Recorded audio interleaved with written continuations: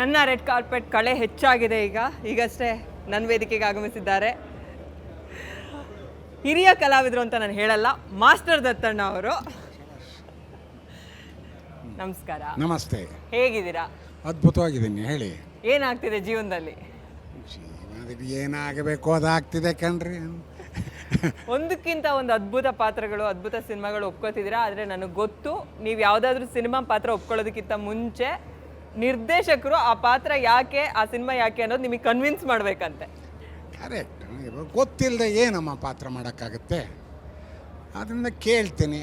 ಅವರು ಇದರಿಂದ ಪಾಪ ಪೇಷನ್ಸ್ ಇಟ್ಕೊಂಡು ಹೇಳ್ತಾರೆ. ಹಾಗಾಗಿ ಆ ಪಾತ್ರಗಳು ಚೆನ್ನಾಗಿ ಬರುತ್ತವೆ. ಅದನ್ನು ಎಲ್ಲರೂ ಕೂಡ ಅದನ್ನು ಕೇಳಬೇಕು. ಆ ಪ್ರಶ್ನೆ ನಿರ್ದೇಶಕರು, ನಿರ್ಮಾಪಕರು ಅಥವಾ ಸಂಬಂಧಪಟ್ಟವರು ಅದನ್ನು ಹೇಳಲು ಕೂಡ ಬೇಕು.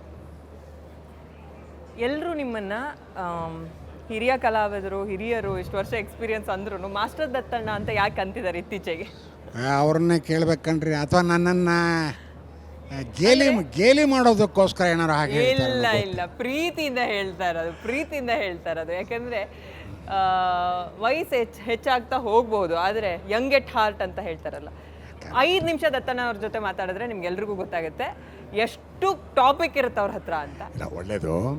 ಆ್ಯಕ್ಚುಲಿ ಪಕ್ವವಾಗೋದು ಅಂತ, ವಯಸ್ಸಾಗೋದು ಅಂದರೆ ಪಕ್ವವಾಗ್ತಾ ಆ್ಯಕ್ಚುಲಿ ಈ ಚೈಲ್ಡ್ಹುಡ್ಡಿನ ಒಂದಿಷ್ಟು ಚೇಷ್ಟೆಗಳಿದೆಯಲ್ಲ, ವಾಪಸ್ ಬರುತ್ತಾ? ಅವೆಲ್ಲ ವಾಪಸ್ ಬರುತ್ತೆ.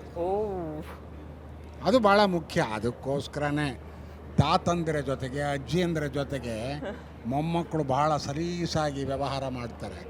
ಅಪ್ಪ ಅಮ್ಮನ ಜೊತೆ ಮಾಡಲ್ಲ.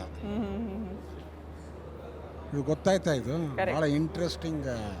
ಅಜ್ಜಿ ಕನೆಕ್ಟ್ ಆಗೋದು ಅದಕ್ಕೆ ಅಂತ. ಹೌದು. ಓಕೆ, ಇಂಥ ವೇದಿಕೆ, ಅವಾರ್ಡ್ ಶೋ, ಇವತ್ತು ಚಿತ್ತಾರ, ಇವತ್ತಂತಲ್ಲ, ಕಳೆದ 15 ವರ್ಷದಿಂದ ಮ್ಯಾಗ್ಝಿನ್ ಜರ್ನಿ ಆಗಿರ್ಬೋದು ಅಥವಾ ಅವಾರ್ಡ್ ಕಾರ್ಯಕ್ರಮ ಮಾಡೋ ಮೂಲಕ ಎಷ್ಟೋ ಪ್ರತಿಭೆಗಳಿಗೆ ಬೆನ್ನು ತಟ್ಟುವಂಥ ಕೆಲಸ ಮಾಡ್ತಾ ಇದೆ. ಅದ್ರ ಬಗ್ಗೆ ಏನು ಹೇಳ್ತೀರಾ? ಭಾಳ ಸಂತೋಷ ಆಗತ್ತೆ ರೀ. ನಾನು ಈಗ ತಾನೇ ಎಲ್ಲೋ ಹೇಳಿದೆ, ಪ್ರತಿಭೆಗಳನ್ನು ಗುರುತಿಸೋದಿದೆಯಲ್ಲ, ಇದು ಎಲ್ಲರೂ ಮಾಡೋಕ್ಕಾಗಲ್ಲ. ಅದಕ್ಕೆ ಒಂದು ಸ್ವಲ್ಪ ಸಂಸ್ಕೃತಿ ಅಂದ್ರೇನು, ಸಾಹಿತ್ಯ ಅಂದ್ರೇನು, ಸಂಗೀತ ಅಂದ್ರೇನು, ನಟನೆ ಅಂದ್ರೇನು ಅಂತ ಗೊತ್ತಿರೋರಾಗಬೇಕು. ಓಕೆ. ಹಾಗೆಯೇ ಕಲಾವಿದರನ್ನು ಗುರುತಿಸೋದು ಅಷ್ಟೇ ಅಲ್ಲದೆ ಗೌರವಿಸೋದಿದೆಯಲ್ಲ, ಅದು ಒಂದು ಸುಸಂಸ್ಕೃತ ಸಮಾಜದ ಲಕ್ಷಣ. ಆ ರೀತಿ ಕೆಲವರು ಅದನ್ನೆಲ್ಲ ಪಾಲಿಸ್ಕೊಂಡು ಬಂದಿದ್ದಾರೆ. ಹಾಗಾಗಿ ಇವತ್ತು ಕೂಡ ನಮ್ಮಲ್ಲಿ ಸಂಸ್ಕೃತಿ ಅಂದ್ರೇನು, ಪರಂಪರೆ ಅಂದ್ರೇನು, ಸಭ್ಯತೆ ಅಂದ್ರೇನು ಇವೆಲ್ಲ ಉಳಿದಿರೋದು. ಅದೇ ರೀತಿಯಲ್ಲಿ ಈ ಚಿತ್ತಾರ ಈ ಪ್ರಶಸ್ತಿ ಪ್ರದಾನ ಮಾಡ್ತಾ ಇದ್ದಾರಲ್ಲ, ಅದು ಆ ನೆಲೆಯಲ್ಲಿ ಭಾಳ ಅದ್ಭುತವಾದ ಒಂದು ಕೆಲಸ ಮಾಡ್ತಿದ್ದಾರೆ ಅಂತ ನನ್ನ ಅಭಿಪ್ರಾಯ. ನಮ್ಮಂಥ ಯುವಕರಿಗೆ ನಿಮ್ಮ ಸ್ಟೈಲಲ್ಲಿ ಒಂದು ಮೆಸೇಜ್ ಸಿನಿಮಾ ರಂಗದಲ್ಲಿ ಕನಸು ಹೊತ್ತು ಬರ್ತಾ ಇರೋರಿಗೆ, ಬಂದಿರೋರಿಗೆ, ಒಳ್ಳೊಳ್ಳೆ ಕೆಲಸ ಮಾಡ್ತಾ ಇರೋರಿಗೆ ಶ್ರದ್ಧೆ ಅದು ಬಿಟ್ಟು ಬೇರೆ ಏನೂ ಇಲ್ಲವೇ ಇಲ್ಲ. ನೀವು ಎಷ್ಟೇ ದೊಡ್ಡ ಪ್ರತಿಭೆ ಆಗಿದ್ದರೂ ಕೂಡ ಶ್ರದ್ಧೆ ಇಲ್ಲದೆ ಹೋದರೆ ಆ ಸಮಯಕ್ಕೆ ಆ ಕೆಲಸ ಆಗಲ್ಲ. ಅದಕ್ಕೆ ಶ್ರದ್ಧೆ ಬಹಳ ಮುಖ್ಯ. ಈಗ ತಾನೇ ನಾನು ಅಲ್ಲಿ ಹೇಳಿದೆ, ಹಿಂದಿನ ಕಾಲಕ್ಕೂ ಈಗಿನ ಕಾಲಕ್ಕೂ ಏನು ವ್ಯತ್ಯಾಸ ಅಂತ ಅಂದರೆ ಏನೇನೂ ವ್ಯತ್ಯಾಸ ಇಲ್ಲ. ಅಷ್ಟೇ ಪ್ರತಿಭೆ ಬೇಕು, ಅಷ್ಟೇ ಪ್ರತಿಭೆ ಈಗಲೂ ಬೇಕು.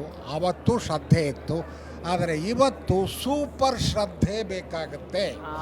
ಯಾಕೆ ಅಂದರೆ ಅವತ್ತಿನ ದಿವಸ ಒಬ್ಬ ಕಲಾವಿದ ಬೇಕು ಅಂತ ಅಂದರೆ 3 ಜನ ಏನೋ ಸಿಗೋರು.